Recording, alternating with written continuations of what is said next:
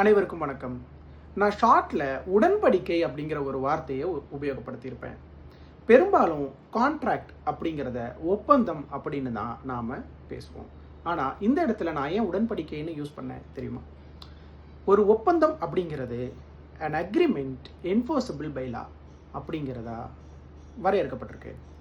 உதாரணத்துக்கு அதை உடன்படிக்கைன்னு சொல்லலாம். ஒரு உடன்படிக்கை சட்டத்தினால் செயல்படுத்தப்படும் பொழுது அது ஒப்பந்தம்னு சொல்லப்படுது. அதை தான் நம்ம இந்தியன் கான்ட்ராக்ட் ஆக்ட், அதாவது இந்திய ஒப்பந்த சட்டம்னு சொல்கிறோம். இப்போது நம்ம ஷார்ட்டில் பார்த்த மாதிரி ஏங்கிற நபர் பிங்கிற நபர்கிட்ட இருந்து ஒரு ஒப்பந்தத்தை எழுதி வாங்குறாருன்னு வச்சுக்கோங்களேன். அப்படி இருக்கும்போது அந்த ஒப்பந்தத்தில் தான் 1,50,000 ரூபாயை பெற்றுக்கொண்டதாகவும், அதற்காக எனக்கு சேர வேண்டிய ஒரு நிலத்தை நான் நீங்கள் கூப்பிட்ற நேரத்தில் வந்து சார்பதிவாளர் அலுவலகத்தில் உங்கள் பேரில் பதிவு பண்ணி கொடுக்குறேன் அப்படிங்கிற கண்டிஷனோட 2 சாட்சிகளுக்கு முன்னிலையில் அவர் கையெழுத்தாகி ஒரு உடன்படிக்கையை எழுதியிருக்காரு. இவர் நீதிமன்றத்துக்கு போய் இதை நடைமுறைப்படுத்தணும்னு நினைக்கிறாரு. இதில் 2 சட்ட சிக்கல்கள் இருக்குங்க.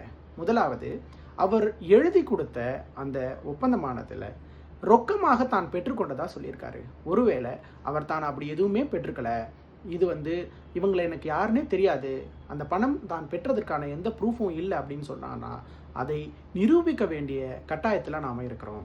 அந்த நேரத்தில் 2 சாட்சிகள் அப்படிங்கிறவங்க கையெழுத்து போட்டிருக்காங்க இல்லையா, அந்த 2 சாட்சிகளையும் நாம் அழைத்து நீதிமன்றத்தில் விசாரிக்க சொல்லணும். ஒன்று. இரண்டாவது, அந்த குறிப்பிட்ட நிலமானது அவர் சொல்லியிருக்கக்கூடிய அந்த சொத்தானது அந்த ஏ என்கிற நபர்னுடைய சொத்து தானா என்கிறதையும் நாம் பார்க்கணும். ஒருவேளை அந்த சொத்தானது ஏ என்கிற நபர்னுடைய சொத்தாக இல்லாமல் இருந்தால் அவர் மீது நாம் பிஎன்எஸ்ல ஃபோர்ஜரி கம்ப்ளைண்ட், அதாவது ஏமாற்றுகிறார் அப்படிங்கிற சீட்டிங் அப்படிங்கிற கம்ப்ளைண்ட்ஸை தான் நம்ம கொடுக்க முடியுமே தவிர அந்த நிலத்தை நாம் பெறுவதற்கான ஸ்பெசிஃபிக் ரிலீஃப் ஆக்டுக்கு கீழே இருக்கக்கூடிய குறித்த வகை பரிகார சட்டத்தை நாம் பயன்படுத்தவே முடியாது.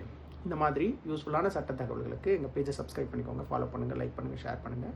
மற்றும் சட்ட சந்தேகங்கள் இருந்தால் கமெண்ட் பண்ணுங்கள்.